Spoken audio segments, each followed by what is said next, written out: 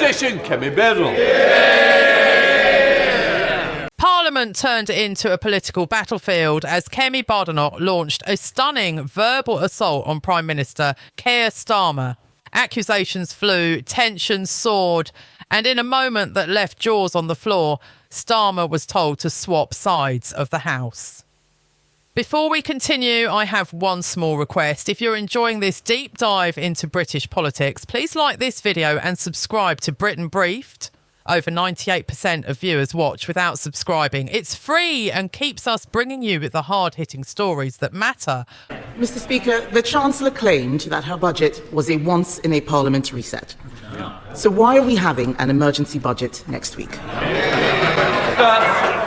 Mr. Speaker, we have delivered record investment into this country, had 3 interest rates cut in a row, and wages are going up faster than prices, which is a massive cost of living boost. That's after only 8 months, after 14 years of absolute failure. What do they do? Interest rates 11%, massive 22 million black hole in the economy. They crashed the economy. We're rebuilding Britain. Mr. Speaker, he knows why we're having an emergency budget, because since the last one,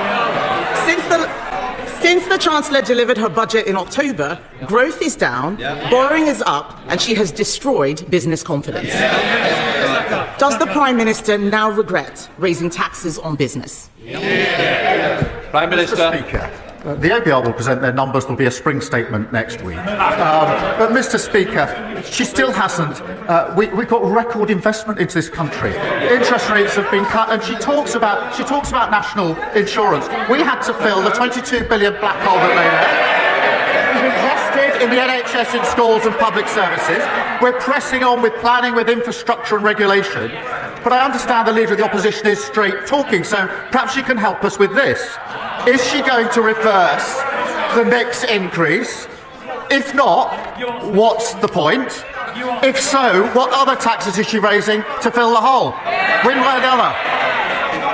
You're in government. Speaker, the only black hole is the one that he is digging. He's shown absolutely no regret, but everybody knows the Chancellor has made a mistake. That is why they're having an emergency budget. Later today, Conservatives will vote to exempt hospices, pharmacies and care providers from her national insurance rise. Will he, at the very least, support exempting these vulnerable services from his jobs tax? Prime Minister. I noticed she didn't say they're going to reverse the national insurance rises. It's exactly what she wants all the benefits, but they can't say how they're going to pay them. She carps from the sideline, but can't make her mind up whether she supports or doesn't support national insurance rises. We've made provision for hospices, we've made provisions for charities, but we had to secure the economy. We had to fill the £22 billion black hole that they disgracefully left. Mr. Speaker, he hasn't made these provisions. He keeps talking about budget benefits. Unemployment is not a benefit. Businesses closing are not benefits. I asked him whether he would exempt hospices, even children's hospices, from the jobs tax. He did not answer that question. His MPs know that this could affect end-of-life care. So I will ask the same question again.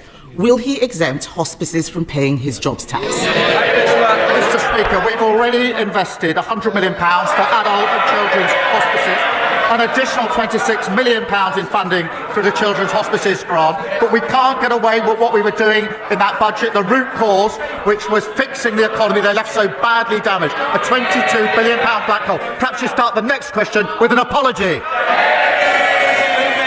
Mr. Speaker, I remember when he made... They want me to answer questions, then we can swap sides.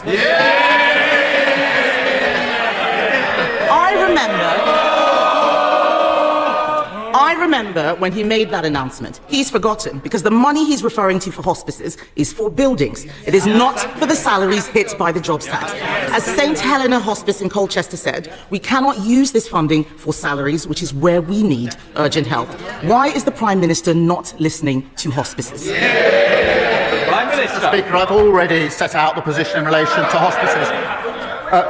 She says that she wants to swap sides. I mean, heaven forbid. After 14 years of breaking everything. We're getting on with the job of fixing it, and all she can do is cart from the sidelines with absolutely no policy. Mr. Speaker, winter fuel payments have been snatched. The jobs tax is hammering everyone from business to charities. The Chancellor promised a once-in-a-Parliament budget that she would not come back for more. And in that budget, she said there will be no extension of the freeze in income tax thresholds. Ahead of the emergency budget, will he repeat? Mr. Speaker, ahead of the emergency budget, will he repeat the commitment that she made? Prime Minister. Mr. Speaker, she's got such prescriptive questions, she can't actually adapt them to the answers that I'm giving. I mean, Mr. Speaker, I think she now calls herself a Conservative realist. Well, I'm realistic about the Conservatives. The reality is they left open borders and she was the cheerleader. They crashed the economy, mortgages went through the roof, the NHS was left on its knees, and they hollowed out the armed forces. This government has already delivered 2 million extra NHS appointments. 750. Was Kemi Badenoch out of line, or did she say what many are thinking? And is Keir Starmer losing control of his own house? We want to hear what you think in the comments below. Make sure to subscribe to Britain Briefed for more no-nonsense coverage of UK politics. Until next time, stay sharp, stay informed and stay briefed.